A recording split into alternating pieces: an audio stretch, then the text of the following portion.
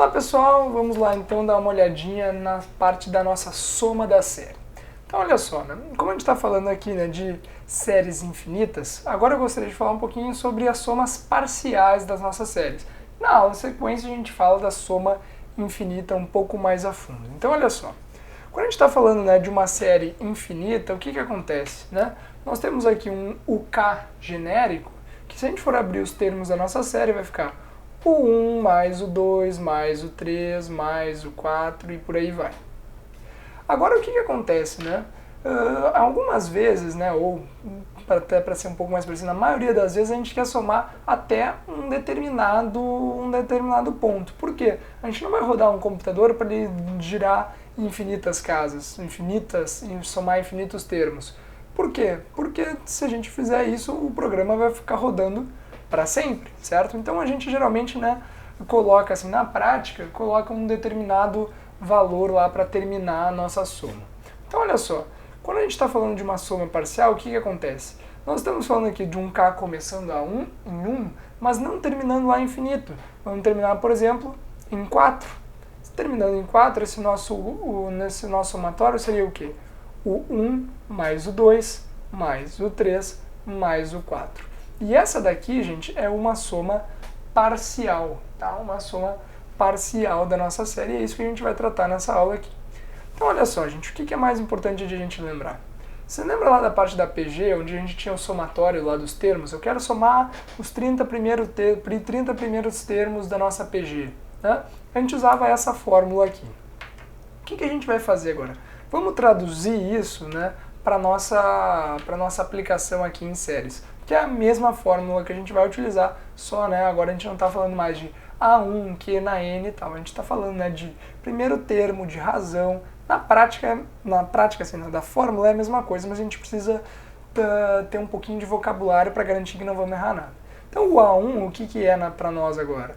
Para o A1, agora para a gente, né, é o nosso primeiro termo, seja ele onde for. Se começar em K igual a 1, em K igual a 2, K igual a 3, K igual a 0, tu tem que ter atenção para saber quem é teu primeiro termo. Isso daqui vai ficar o quê? A razão elevado, né, no número de termos que tu tá somando, menos 1, tudo dividido pela razão menos 1. Então tá, feito isso daqui, o que a gente vai fazer, gente? A gente vai dar uma olhadinha, né, num exemplo, para a gente ter uma noção de como que isso está acontecendo. Se eu te mostrar para vocês aqui, né, 2 vezes 2 na K, a gente começar a abrir essa série infinita aqui. Começa em K igual a 1 e vai até infinito.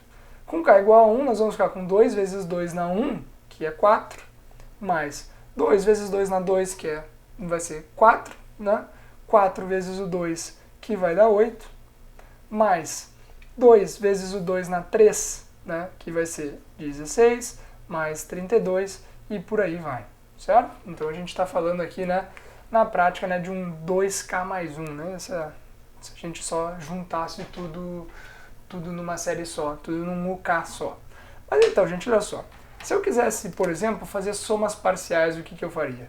Eu faria o seguinte, né, se eu quisesse somar um termo, eu faria a soma de um termo. Se eu quisesse somar 2 termos, eu faria a soma de 2 termos. Se eu quisesse fazer a soma de 3 termos, faria CS3 e por aí vai, né? Se eu quisesse somar os 4 termos, somaria 4 termos em sequência. Então, olha só, gente, o que a gente vai fazer agora aqui é simplesmente olhar se aquela equaçãozinha funciona, né, exatamente como a gente planejou. Então, olha só, como é que ficaria o nosso S1, o nosso S2, o nosso S3, o nosso S4? Né?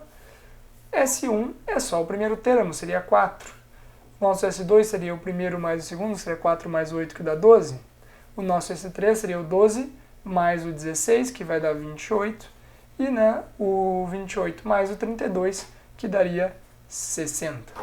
Então aqui a gente tem, né, algumas somas parciais. Isso que é importante que tu saiba, tá? São somas parciais. Somas parciais. Ok, então olha só. O que a gente tem que fazer agora na sequência é simplesmente aplicar aquela nossa formulinha. Como é que ficava a nossa formulinha lá, né? A soma é igual ao primeiro termo, que multiplica a razão no número de termos que a gente está somando, menos 1 dividido pela razão menos 1.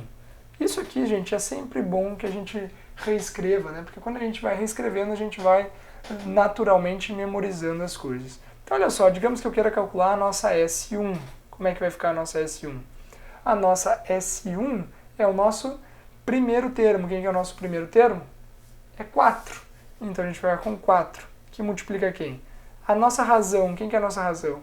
Nossa razão é 2, certo? Nossa razão é 2 elevado no quê? Quantos termos nós estamos somando?